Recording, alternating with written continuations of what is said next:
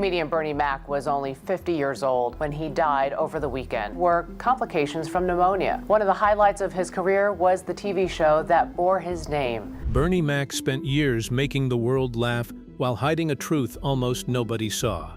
At the height of his career, he seemed unstoppable, but behind the scenes, he was carrying a burden he rarely spoke about. Now, at 55, Queen Latifah is finally revealing the side of Bernie Mac that remained hidden until the very end. So what was Bernie Mac hiding? And what did Queen Latifah reveal that has fans looking at his final years in a completely different way? Join us as we uncover what Queen Latifah revealed about Bernie. Building something nobody could see yet. Before Queen Latifah ever met Bernie Mac, he was already chasing a dream that almost everyone told him to give up on. Bernard Jeffrey McCullough grew up on Chicago's South Side, where life tested him early. He lost his mother when he was just 3 years old and was raised by his grandmother, who taught him to be tough because life rarely offered another choice. Money was always short. Success felt impossibly far away. But Bernie had one gift that nobody could ignore. He could make people laugh. By day, he worked whatever jobs he could find to support his young family. By night, he stepped onto tiny comedy club stages, performing for crowds that were often louder than they were interested. Some nights, the audience barely listened. Other nights, they booed. The money was terrible. The opportunities were even worse, and plenty of people thought he was wasting his time. Bernie kept showing up anyway. Every set was treated like it might be the one that changed his life. He sharpened every joke, perfected every pause, and slowly built a reputation as one of the funniest comedians in Chicago. He had already married his high school sweetheart, Rhonda, and with bills piling up, walking away from comedy would have been the sensible choice. Instead, he doubled down. Hundreds of miles away in Newark, New Jersey, another future superstar was fighting a completely different battle. Dana Owens was still a teenager when one cassette tape changed her life forever.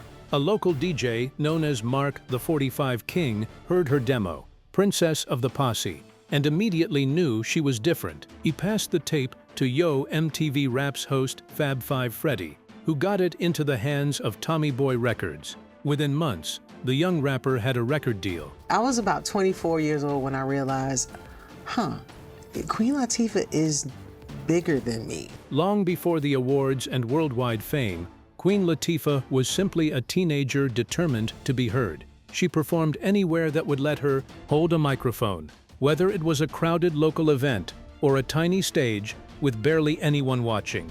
Every performance was another chance to prove she belonged. In 1989, she released All Hail the Queen, introducing a bold new voice to hip-hop. Then came Ladies First, her collaboration with Moni Love, a song that challenged expectations and helped establish her as an artist who stood for something bigger than hit records. Just as her career was taking off, tragedy struck. In 1992, her older brother Lance was killed in a motorcycle accident while riding a bike she had bought him.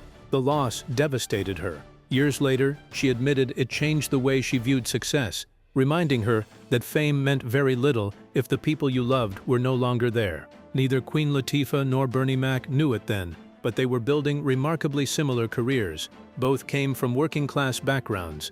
Both refused to quit despite impossible odds. Both earned every opportunity the hard way. And when their paths finally crossed, there was an instant respect between two performers who understood exactly what the other had overcome. But by then, Bernie Mac was carrying something that almost nobody around him fully understood. Even as his career exploded, he was quietly fighting a battle that would remain hidden for decades. Before Queen Latifah eventually revealed that side of him, one unforgettable performance transformed Bernie from another struggling comedian into one of the biggest names in entertainment. So what was the moment that made everyone finally stop and pay attention to him? The secret the kings of comedy was already carrying. The moment that changed Bernie Mac's trajectory from respected insider to genuine mainstream superstar was a performance so perfectly delivered that it still gets talked about by comedians studying the craft. It happened in 2000 on a stage in Charlotte, North Carolina, as part of a touring show that would eventually become a concert film that changed the entire conversation around black comedy in America. The original Kings of Comedy documentary was directed by Spike Lee and featured 4 comedians: Steve Harvey, D.L. Hughley, Cedric the Entertainer, and Bernie Mac. Each of them was already successful in the comedy world. Each of them delivered strong sets. And then Bernie Mac walked out and did something that the audience was completely unprepared for. He started his set by looking at the audience and telling them directly that he was not scared of them. He built from there with a relentlessness and a precision that had the Charlotte crowd on their feet. The film grossed more than $38 million in cinemas. It was a documentary about stand-up comedy that outperformed most Hollywood releases of that year. The Bernie Mac Show launched on Fox in 2001 and ran for 5 seasons. The show was built around a fictionalized version of Bernie and Rhonda, taking in 3 of their sisters' children and figuring out how to parent people they had not planned on parenting. It earned him an Emmy Award nominations and a Golden Globe Award nominations. It was the platform that took everything he had been building in comedy clubs and on stages for 20 years and introduced it to the living room of mainstream America. Wow! What mainstream America did not know was that Bernie Mac had been carrying a secret for years, long before the hit sitcom, the sold-out comedy tours, and the Hollywood movies. He had been diagnosed with sarcoidosis in 1983, a chronic inflammatory disease that causes clusters of inflamed cells to form in different parts of the body. For Bernie, the disease mainly attacked his lungs. We knew that he had been suffering from this lung disorder. That made the diagnosis especially cruel. Comedy was not just about telling jokes. It demanded stamina, strong lungs, perfect timing, and the ability to command a room with nothing but a voice and a microphone. Every performance required energy, breath control, and physical endurance. The very thing that made Bernie Mac one of the greatest comedians of his generation was the thing his illness threatened the most. Yet very few people knew what he was dealing with. Bernie rarely spoke publicly about the disease and refused to let it define him. Instead of asking for sympathy, he chose to keep working, filming television shows, touring the country, and delivering the same larger-than-life performances audiences expected from him. To fans, he looked fearless and unstoppable. Behind the scenes, however, he was managing this lifelong condition that could flare up without warning.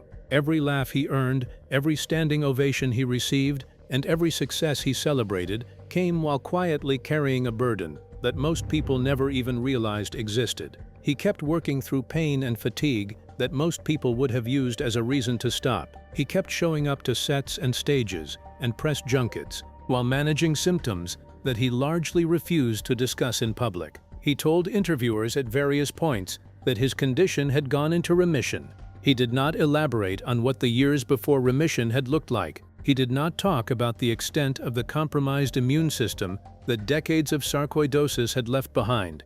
He kept the camera on his work and off his body. Queen Latifah was also building her empire during this period, moving from music to television to film with a speed and a consistency that nobody had predicted when she was a teenager in Newark, freestyling in school hallways. And eventually, the two of them ended up in the same professional spaces, sharing sets and stages, and the particular kind of mutual recognition that happens when two people from similar backgrounds reach similar heights at roughly the same time. So what was the friendship between them actually built on?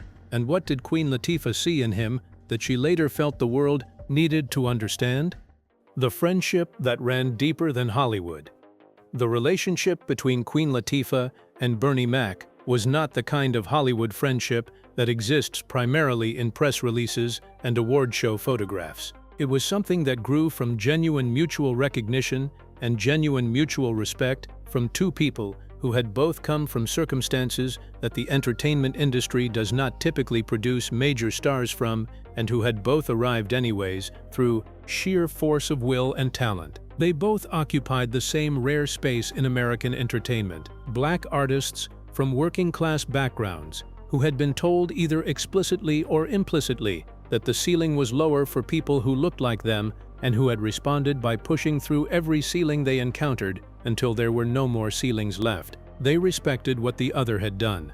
That kind of respect is a different quality of connection from what most celebrity friendships contain. Latifah watched Bernie Mac work with the eyes of someone who knew exactly how much effort was invisible beneath the surface of what looked effortless on stage. She saw the discipline underneath the looseness. She saw the control underneath the apparent wildness. She understood that the man who walked out and told audiences he was not scared of them was someone who had spent decades making sure he was actually prepared enough to back that claim up. And she also saw what he was managing, not necessarily the full medical picture, because Bernie Mac kept his health situation as private as he could manage. But she saw a man who was operating with a consistency and a commitment to the work that did not always match the physical ease with which he projected himself in public. She understood, perhaps better than most, that what an audience sees from a performer is a curated presentation of something that is considerably more complicated behind the scenes. She has spoken across various interviews and tributes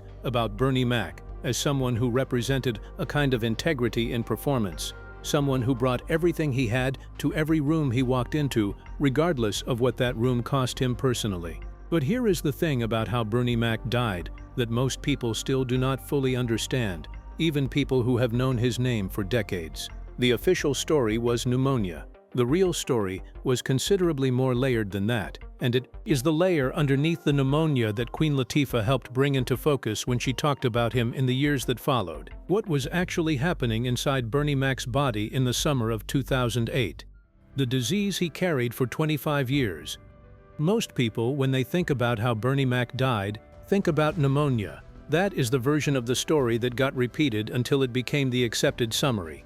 But pneumonia was the final chapter of a story that had been running for 25 years before that August morning. Sarcoidosis is a disease that creates clusters of inflamed cells, called granulomas, inside the body's organs. In Bernie Mac's case, those granulomas were primarily in his lungs. He was diagnosed in 1983, which means he was living with the disease before the original Kings of Comedy, before the Bernie Mac Show, before Ocean's 11, before any of the things the world knows him for. He built his entire public career while managing a chronic inflammatory lung condition that directly threatened his ability to do the thing that career required him to do. The disease had been in remission since 2005, which was genuinely good news and which contributed to the sense of security that both he and Rhonda had developed about his long-term health prospects. But remission does not mean healed. Remission means the active inflammation has quieted. The decades of previous inflammation had already done their work on his immune system. The granulomas that had formed inside his lungs over 25 years had left tissue that was not what it would have been without the disease. His immune system, after decades of fighting the condition and after the new medication that was suppressing it even further, was operating with significantly less margin for error than it would have had in a healthy person. In July 2008, Bernie Mac was admitted to Northwestern Memorial Hospital in Chicago with a severe case of pneumonia. His doctors confronted not just an infection, but an infection layered on top of the legacy of 25 years of sarcoidosis damage. He spent approximately 3 weeks in the intensive care unit on a ventilator. His family was with him. Rhonda told People magazine afterward that she thought it would be a week and he would be home. That is how confident they had been that he would get through it, as he suffered cardiac arrest and was resuscitated. He suffered a second cardiac arrest, but didn't survive this one. He died on August 9th, 2008, at 50 years old. How? How did Queen Latifah respond when he died? And what has she said in the years since that changed how people understand his story? Queen Latifah's reaction and revelation.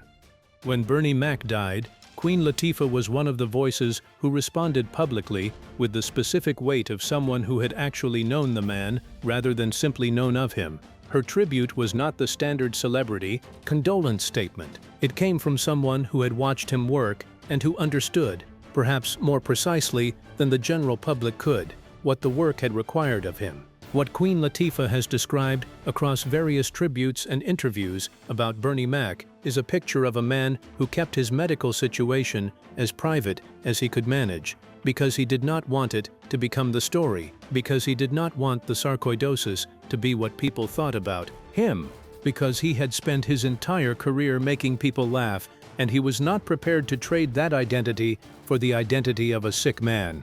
Nah, that choice, to keep performing at full volume without letting the audience see the cost, was both a professional decision and a deeply personal one.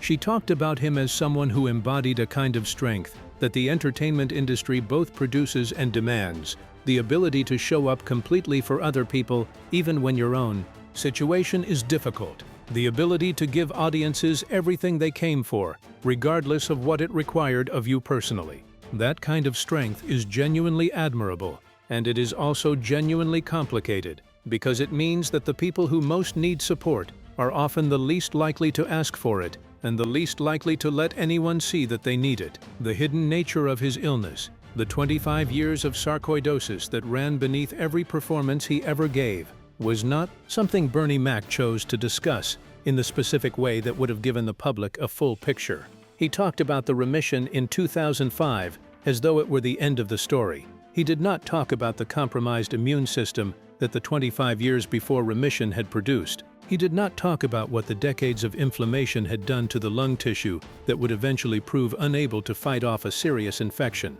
Queen Latifah, talking about him in the years after his death, helped put that fuller picture together. She talked about the discipline and the work ethic of a man who was managing something serious behind the scenes. She talked about what it meant to come from where they came from and still show up the way he showed up. She talked about him in the way that people talk about someone they genuinely understood, rather than someone they simply admired from a distance. The Bernie Mac Foundation, which he and Rhonda had established in 2006, was designed to be a resource for people dealing with sarcoidosis, a way of using his platform to bring attention to a condition that most Americans had never heard of before his death. The foundation was itself a kind of disclosure, a public acknowledgement of the condition at a moment when he was still alive and still performing and still making it look easy.